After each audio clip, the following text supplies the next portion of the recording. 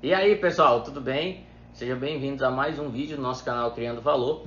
E hoje a gente vai debater um pouquinho o marketing que existe por trás da Páscoa, por trás dos ovos de Páscoa mais especificamente. Então o mercado entendeu a dinâmica da venda de ovos aqui no Brasil e explorou muito bem esse negócio. Fica com a gente que você vai entender direitinho do que se trata. Vamos lá, pessoal. Primeira coisa, a Páscoa, a tradição de dar ovos de Páscoa vem antes do cristianismo, certo? Era uma tradição que eles pegavam ovos de aves e furavam, deixavam o ovo oco e pintava de cores coloridas e entregava. Isso significava renascimento, significava prosperidade, tudo mais, nesse sentido aí. Então isso foi migrando até chegar em ovos de chocolate, quando as pessoas botavam chocolate, faziam ovos ocos de chocolate para premiar as pessoas. Então nos Estados Unidos é muito comum a cultura de esconderem os ovos, né, para as crianças irem procurando e ver quem é a criança que encontra mais ovos escondidos, né, os easter eggs, por assim dizer, tá?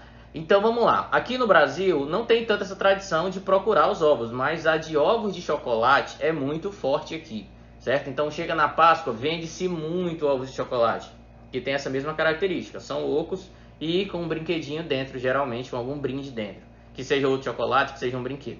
Mas vamos lá. Primeira coisa que acontece quando chega essa época de Páscoa, você vai encontrar na internet um monte de comparação falando o seguinte: por que o ovo de Páscoa é tão caro se tantas gramas de chocolate em barra é bem mais barato que a mesma quantidade de grama de chocolate em forma de ovo? Vamos lá, deixa eu tentar explicar para vocês primeiro. Além de todos os fatores mercadológicos que tem, que é graça ganhar um ovo na Páscoa, não é só a barra, mas existe alguns probleminhas aí que tornam o ovo mais caro. Primeiro, são dois problemas de produção, pelo menos, e um problema logístico. Vamos lá. A fábrica passa o ano inteiro fabricando barras de chocolate.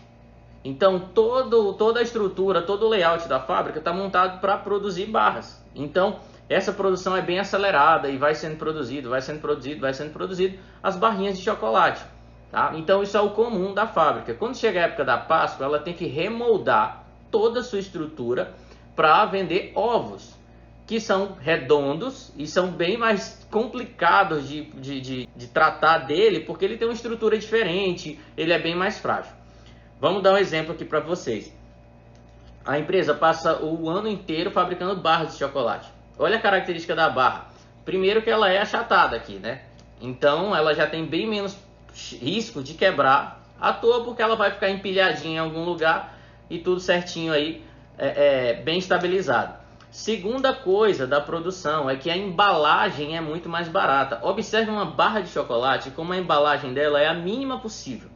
Tá? Então é o mínimo de material possível, é o suficiente para cobrir o chocolate. Não tem excessos na embalagem de uma barra de chocolate, que é totalmente diferente da embalagem de um ovo de Páscoa. Tá? O ovo de Páscoa ele tem muito mais papel, ele passa longe da perspectiva de apenas cobrir o ovo. Ele é muito maior, muito mais voaçante, por assim dizer. Tá, ok? Claro que isso também conta com a tradição, ele ser vendido dessa maneira é a tradição do ovo de Páscoa. Mas isso já aumenta muito o custo de embalagem. Então assim, a gente já tem o problema estrutural do ovo, que o ovo ele é mais difícil de ser produzido, ele tem um formato mais complicado e ele é mais frágil. Você tem que fazer ele uma consistência que ele não quebre à toa. A embalagem é muito maior, né? Então ela vai onerar muito mais. Outra coisa é um problema logístico. Se você vai transportar barras, você pega as barrinhas e você consegue empilhar as barrinhas e botando uma barrinha de chocolate em cima da outra, certo? Que elas vão suportando o peso aqui tranquilo. Então, quando eu vou transportar, é muito mais tranquilo transportar isso aqui dentro de uma caixa, porque a pressão vem apenas de um lado, elas conseguem se estabilizar direitinho lá dentro, do que transportar um ovo. Porque o ovo ele ocupa bem mais espaço, certo? E ele é bem mais frágil. Então eu transporto menos ovos e ainda tenho que transportar com mais cuidado, porque se um deles quebrar, já é um problema, já tem que ser revisto, ele ou vender com desconto, às vezes até descartar mesmo, porque ele não vai mais servir, tá? Então esse é o primeiro ponto que a gente está tratando aqui, de por que o ovo é tão mais caro.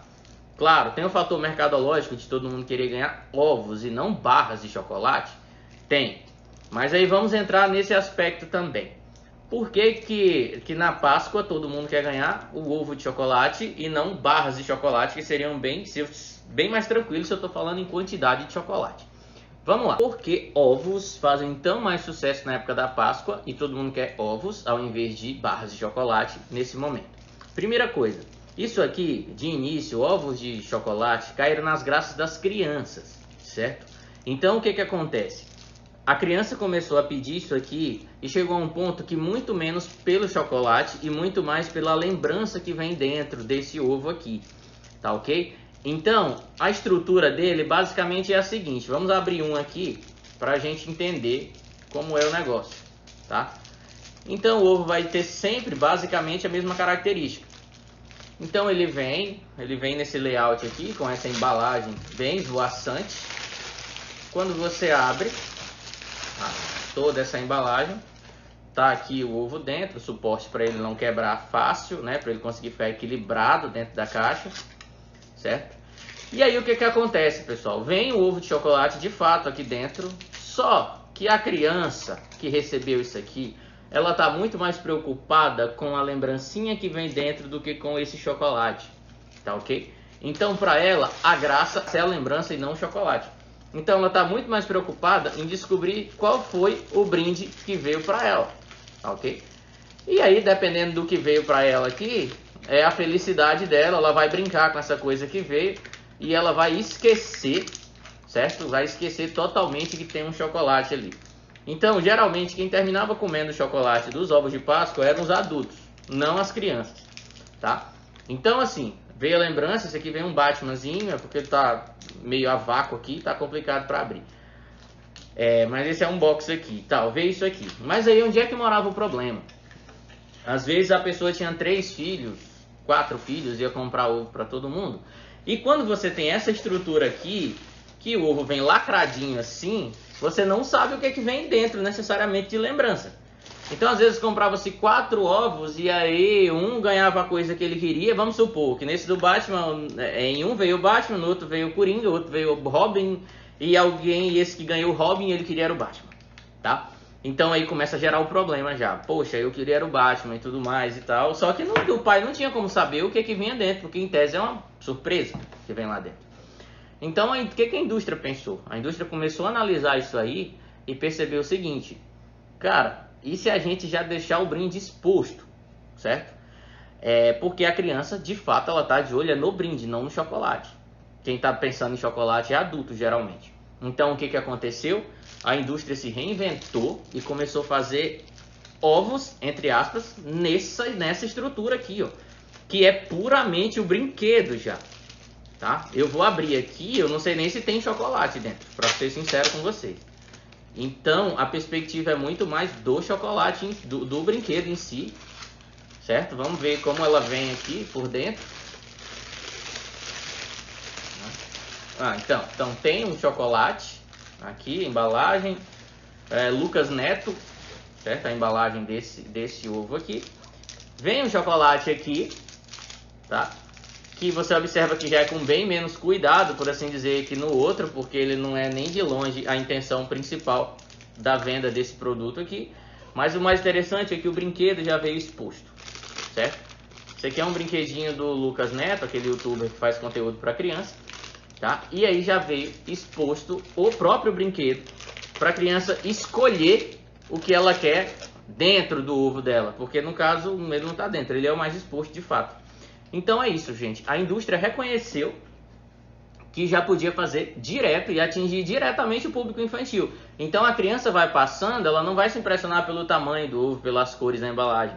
Nesse momento, ela vai muito mais olhar o que já está lá exposto. Eu vi até com fone de ouvido. Umas coisas altamente aleatórias aí. Mas é simplesmente a indústria identificando o nicho. Então, se a criança que consome mais ovo de Páscoa, vamos fazer o ovo de Páscoa que a criança quer, tá? Beleza. Então vamos lá, e como são os ovos para os adultos, ok? Esse outro modelo de ovo ainda vende tranquilamente, certo? Só que cada dia que passa você vê mais ovos nesse layout de ovo de criança aqui, que já vem com a embalagem mostrando o que tem dentro, certo? O que é o caso do adulto? No caso do adulto, que o interesse é de fato o chocolate e não o brinde, na grande maioria das vezes, as empresas começaram a gourmetizar o processo. E aí, tem ovos que se mostram assim, ó.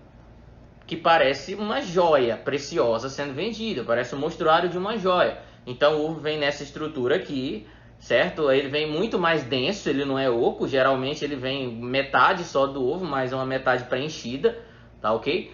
E é com alguns detalhes, a embalagem, um laço, uma colherzinha colorida, dourada, uma coisa assim, passando um aspecto muito mais, como é que eu posso dizer, robusto, sofisticado para o ovo de Páscoa, tá ok? Então é isso, pessoal. A indústria enxergou o que vinha acontecendo com os ovos de Páscoa e foi se adaptando. Qual é a lição que a gente pode tirar daqui? De que as empresas precisam se adaptar. As gigantes aqui, nesse caso, nesse exemplo aqui, é uma da Arco, outro da Lacta, enfim. Mas elas foram se organizando a ponto de, o que o meu cliente está querendo? No caso, o público-alvo deles era diferente do comprador. O comprador é o pai e a mãe, mas o público-alvo é a criança. Então, eles tentavam agradar as crianças, certo? Vendiam o produto que eu acho que na concepção da empresa isso ia fazer mais sentido para a criança consumir.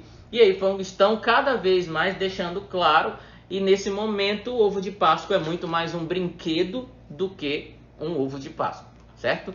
Mas isso é o que a gente pode aprender com a indústria. Enxergue seu cliente, enxergue seu nicho e atue em cima dele. Adulto não está interessado na lembrancinha, na grande maioria das vezes, então o que eu vou fazer? Eu vou fazer um produto diferenciado para ele. E assim a indústria do ovo de Páscoa tem se mantido muito forte aqui, porque conseguiu se adaptar. É isso, galera, espero que você tenha gostado. Se você curtiu esse vídeo, entendeu qual é a dinâmica, qual é a mensagem que a gente está querendo passar aqui, de que a empresa precisa enxergar o mercado e se adaptar, curte esse vídeo, compartilha com seus amigos, compartilha com seus colegas de classe, compartilha com seus colegas de empresa, tá certo? Comenta aí embaixo o que você achou, o que você acha que faltou, se você não concorda com alguma coisa, tá bom? E até o próximo vídeo, valeu galera, obrigado!